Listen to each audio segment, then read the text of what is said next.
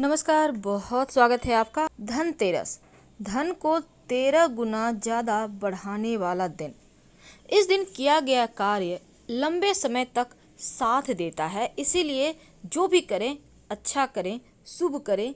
कोई भी वस्तु की खरीदारी करें तो शुभ करें, और साथ ही कोई भी ऐसा काम ना करें कि आपका पीछा ही न छोड़े। कार्तिक माह के कृष्ण पक्ष की त्रयोदशी तिथि को धनतेरस मनाते हैं और अमावस्या तिथि को दीपावली। और इस बार 2 नवंबर को धनतेरस मनाई जाएगी, 3 नवंबर को नरक चतुर्दशी है और 4 नवंबर को दीपावली है, यानी माँ लक्ष्मी का पूजा का दिन। तो आज हम बात कर रहे हैं धनतेरस की। धनतेरस के दिन वो कौन सा फल है जो जरूर लाना चाहिए, क्योंकि इस फल से सीधे तौर से माँ लक्ष्मी से जुड़ा हुआ है। तो चूँकि यहाँ पर खरीदारी का शुभ दिन धनतेरस होता है, इस दिन बहुत सारे लोग सोना, चांदी, धातु, यहाँ तक कि दीपावली के पूजा के हर सामान की खरीदारी करना भी पसंद करते हैं। और इस दिन खरीदा गया सामान लंबे समय तक, और हमारा शास्त्र कहता है कि 13 गुना ज़्यादा फल देता है, इसीलिए इस दिन अच्छी चीज़ें खरीदनी चाहिए। सकारात्मक ऊर्जाएँ वाली, निगेटिव ऊर्जा देने वाली चीज़ों को खरीदने से बचिए। अब खरीदारी के लिए जब आप जाते हैं तो कई बार क्या होता है, बहुत सारी चीज़ें आपको ऑफर में मिलते हैं, तो वो चीज़ें आपके ऊपर डिपेंड करता है। लेकिन आज हम आपको कुछ खास बताएंगे कि धनतेरस के दिन क्या लाना बहुत आवश्यक होता है। पहला होता है मिट्टी का दिया। मिट्टी के दिए के बिना दिवाली कैसी। तो जो मिट्टी का दिया है, इसको आप धनतेरस के दिन ही ले आएँ और इसी दिए से प्रयोग आप 5 दिनों तक करें। दीपावली पर भी नया दीपक जलाएं। इसके साथ ही आपको धनिया लाना चाहिए। धनिया लाइए और इसको धनतेरस के दिन पानी में भिगो कर रख दें और दीपावली के दिन बो दें, या धनतेरस की शाम में भी आप बो सकते हैं। इसको 3-4 दिन लगातार बोते रहिए। ऐसा करने से जितना ज़्यादा धनिया का पौधा हरा भरा और मोटा सा निकलेगा, उतना ही ज़्यादा पूरा साल धन आएगा। अगर पतला सा पीलापन लिए धनिया का पौधा निकलता है तो ये लोग देखते इसलिए हैं कि पता नहीं ये साल कैसा जाएगा, तो पहले ही पता चल जाता है कि आपका पूरा साल कैसा जाएगा। माँ लक्ष्मी कितनी मेहरबान है। और इस दिन चूँकि धातु की खरीदारी होती है, यानी सोने चांदी के सिक्के, गहने, गाड़ी, भूमि, क्योंकि जो भी आज के दिन धनतेरस के दिन खरीदा जाएगा वो आपको 13 गुना ज़्यादा फल देगा और लंबे समय तक इस दिन खरीदा गया सामान आपका साथ निभाता है। लाल गुंजा, जो माँ लक्ष्मी की पूजा में आवश्यक होता है, ये तांत्रिक प्रयोग है धन की मुश्किलों से बचाने के लिए और धन बढ़ाने के लिए। तो धनतेरस या दीपावली पर कुछ खास चीज़ें अगर लाई जाए तो सुख समृद्धि बढ़ती है। पर धनतेरस के दिन अगर आप झाड़ू लेकर आते हैं, ये झाड़ू आपके जीवन में खुशियों को बढ़ाता है और इस झाड़ू से ही आपको झाड़ू घर में लगाना है। पुराना झाड़ू मत फेंकिएगा, धनतेरस का दिन है तो फेंक दिए। इस पुराना झाड़ू को दीपावली के अगले दिन फेंका जाता है, अर्ली मॉर्निंग में। तो उसके बारे में भी हम आपको विधि बताएंगे, लेकिन चलिए शुरुआत करते हैं। सबसे पहला है माँ लक्ष्मी का चरण चिन्ह। वैसे तो आप खुद से भी बना सकते हैं, आप चाहें तो चावल को भिगोकर पीसकर उसके घोल से बना सकते हैं उनका चरण चिन्ह।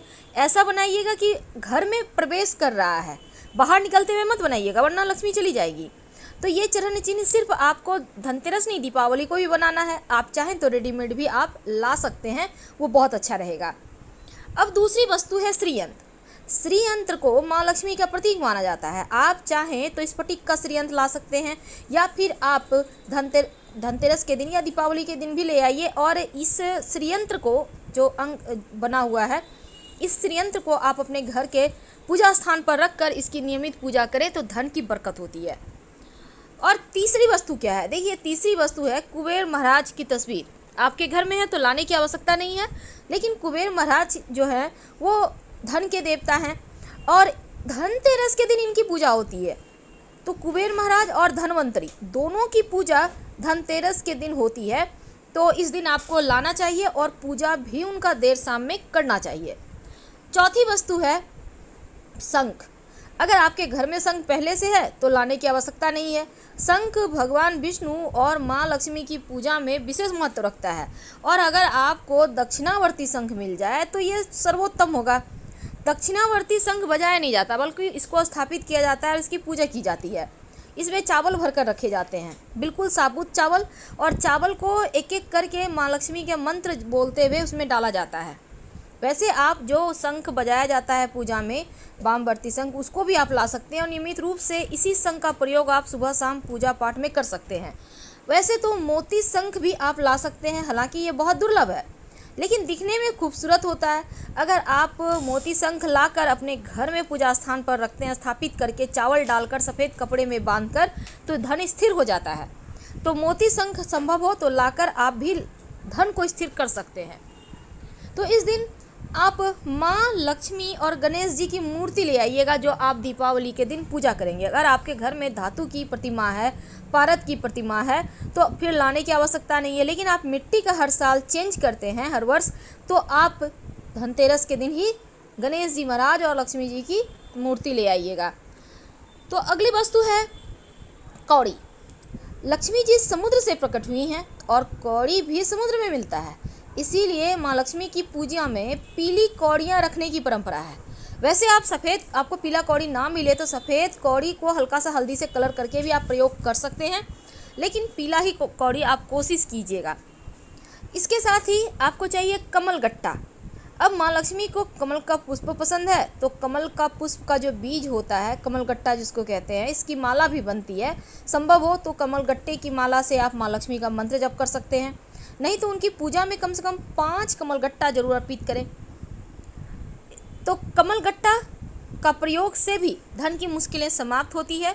लाल गुंजा और गोमती चक्र, ये सभी वस्तुएं भी माँ लक्ष्मी को अति प्रिय है, तो उनकी पूजा में आवश्यकता होती है। वैसे तो धनिया और धनिया के साथ आप पीली हल्दी की साबुत गांठ भी ले आइएगा, क्योंकि माँ लक्ष्मी की पूजा में हल्दी की गांठ की आवश्यकता होती है, क्योंकि देवगुरु बृहस्पति से सीधा संबंध है, तो धन को स्थिर करने के लिए इसकी आवश्यकता होगी।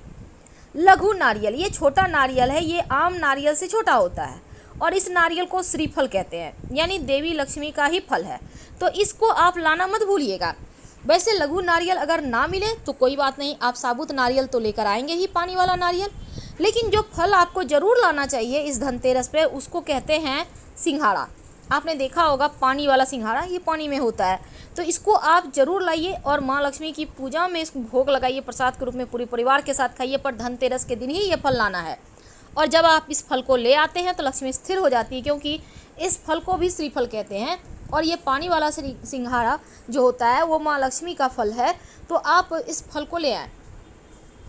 तो देवी लक्ष्मी कहाँ रहती हैं? जहाँ सुकून हो, शांति हो, सुख हो, खुशियाँ हो। इसलिए आप अन्य दिनों में आप कैसे रहते हैं ये आप जानिए, लेकिन जब आप धनतेरस से लेकर जो पंच महापर्व है भैया दूज तक, पूरे घर में शांति बनाए रखें, शांत रहें, झगड़े लड़ाई विवाद से दूर रहें, खुश रहें, क्योंकि जितना ज़्यादा आप खुश रहेंगे उतना ही ज़्यादा आपके जीवन में जो स्थिरता है वो बढ़ेगी, जो शांति है, सुकून है, वो बढ़ेगा, माँ लक्ष्मी प्रसन्न होगी।